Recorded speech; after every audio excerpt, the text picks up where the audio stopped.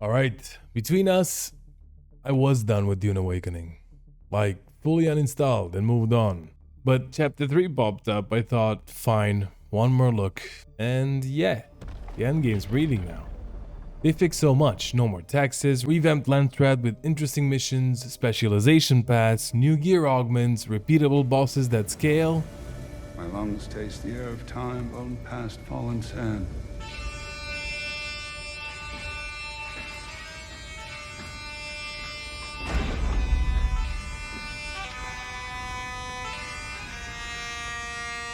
Now, when I left because Arrakis felt empty. Not desert empty, but nothing to do empty. If you've been following the channel, you know I went hard on this at launch. But about 8 months ago, I just stopped. When they split the deep desert into half PvE and half PvP, it killed the game for me. The PvP side became a ghost town, and the PvE side turned into a really bad farming simulator. There was no endgame. You'd grind for tier 6 gear and then realize, I don't actually need this for anything. Why am I doing this? But chapter 3 just dropped, and for the first time after almost a year, I actually feel like there's a reason to put the steel suit back on. So let's have a chat about why I'm back and if it's worth it for you too. Now, before we get into the new stuff, I have to say that if you're a new player, the early game is an absolute banger. That feeling of running from the sun and barely surviving the first night, it never gets old. The main story, the class quests, and just reaching the actual endgame will take you about 40 to 60 hours, and if you're a casual explorer who's heavy into base building, you're easily looking into 100 hours of gameplay. Now, if you're brand new here, I have a full early game review on the channel you should watch. But listen, the journey has always been great. It was the destination that sucked. Once you've hit the ceiling, there was simply nothing to do. But since last time, 2 new chapters have been released for the game, which, story-wise, are a bit of a mixed bag. Chapter 2 was okay, I guess. We got some fresh new faces, had to say goodbye to some old ones, and we got a decent murder mystery. Chapter 3 has some good parts and some not so good ones. The finale was incredibly cool, but the arena grind leading up to it, a bit repetitive. While the boss fights in the arena are pretty fun and creative, you have to slog through a mountain of fetch quests just to earn the right to fight them. But apart from the story, the last update focuses heavily on adding meaningful endgame content, and this is why I actually reinstalled. First, the Landsraad system got a massive overhaul to offer a variety of repeatable activities for the endgame. They've added a dedicated tab to the UI that gives you a clear bird's eye view of every mission available. It's super straightforward now. You just pick a house you want to suck up to, select a mission on their behalf, and any progress you make pumps directly into their standing on the board. And these aren't just kill 100 scavengers or craft 200 sandbikes quests. They send you into dungeons and the new overland locations that involve exploration, combat, crafting, and gathering. Best of all, you can actually work on these missions with your party. If you're playing with friends, you're all pulling in the same direction, which makes the grind feel way more like a coordinated strike and way less like a lonely chore. There are 4 of these new overland locations that are tied to the new Landsraad. Depending on which category you pick from the board, you're getting a different mini-story through the missions. If you're feeling aggressive, you can go all in on combat or sabotage to mess with rival factions. But you also have missions that focus on exploration, crafting, and gathering. Now, this is definitely an improvement over the old system, but it has its flaws. Right now, winning the Landsraad is less about who has the better master plan and more about who can throw more bodies at the objective, which I'm hoping they tweak soon. On top of the board missions, they've added 5 new Imperial testing stations scattered across the overland map. Think of these as the game's new dungeon-style PvE content, and they're honestly a blast. Each one ends with a unique boss fight that actually makes you sweat a little. The cool part, these are tied directly into the Landsraad missions, so you'll often grab a contract that sends you into the testing stations to complete an objective for a minor house. Now these, you can tackle solo if you're feeling brave, or bring a squad, and they feature difficulty scaling. This is huge because it lets you crank up the challenge to get those better rewards once your build starts feeling too powerful.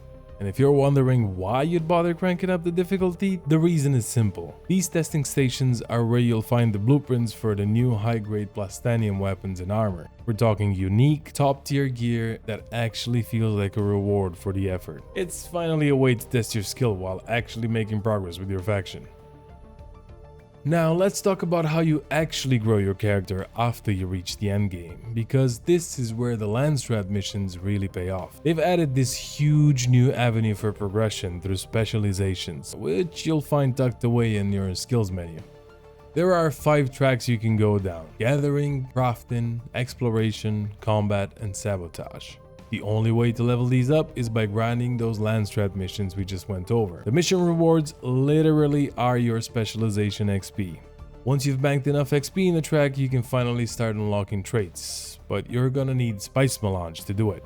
It's a great loop because the bonuses are actually meaningful this time. We're talking about things like finally being able to augment your weapon, which we'll talk about in a bit, grabbing extra skill points, or my personal favorite, more inventory slots. You can even speed up your refining or squeeze more resources out of every node. Just keep in mind that efficiency is key. You only get 5 contract bonus rewards per day for specialization XP, so use them wisely. This prevents people from just no-lifing the entire tree in 24 hours, but it also gives you a solid reason to log in every evening or every couple of days, knock out your 5 daily contracts, and actually feel like your character is getting stronger.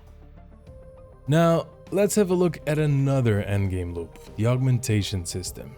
After you're done farming those testing stations for high-grade blueprints, you aren't just stuck with basic stats, you're heading to the new augment station. Here's how it works. Once you've leveled up your crafting specialization by grinding those Landsraad missions we talked about, you can start slotting augments into your tier 6 gear to really juice their power.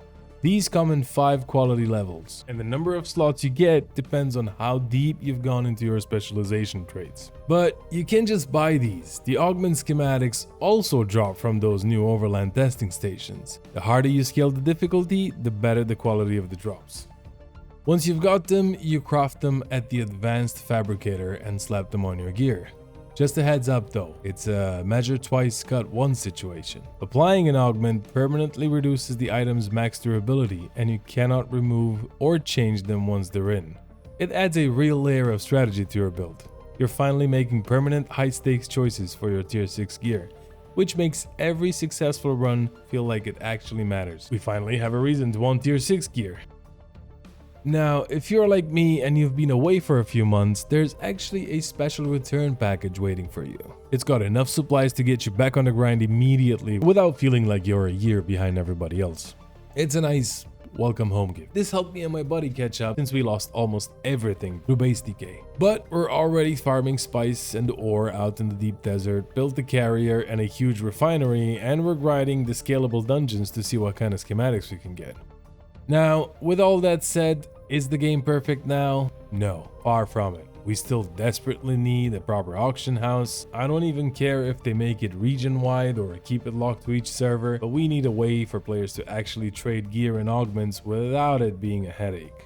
It's a good start, but we need more variety in the Landsraad missions, more dungeons, and maybe some encounters that actually lets us mix on foot combat with vehicles to keep things fresh. Plus, we can't just ignore the technical side. There are still way too many bugs to squash and that annoying stuttering that just won't go away. And I'm still a bit salty about the deep desert split. The PvE side of the game is getting better now because of the new content, but I really miss the tension of a unified deep desert. I'm talking about those non-instance PvP chests where risk reward was absolutely off the charts. Fighting over those drops and playing cat and mouse to hide from the big guilds, those were easily my best memories in the game. Feels a bit like the devs went the wrong direction with the deep desert split, shifting too hard towards farming. It's not even a question of PvP versus PvE anymore. It just feels like they traded the soul of the desert for a resource grind. But I'm hoping that's the next thing they focus on, because Arrakis is supposed to be scary, not just a place where the biggest threat to your life is a bit of mild dehydration and a boring afternoon. But for the first time in a long time, I'm actually excited to log in tomorrow. The endgame finally has a pulse. It's a small improvement, sure, but it's the right direction. You have a reason to gear up, a reason to specialize your build, and actual bosses to test your mettle against. So, if you left when I did, Give it a shot. Claim your return package, check out the new testing stations, and let me know if it feels better for you. What do you guys think? Is the new augment system too grindy, or is it exactly what the game needed? Let me know in the comments. Until next time, may the spice flow.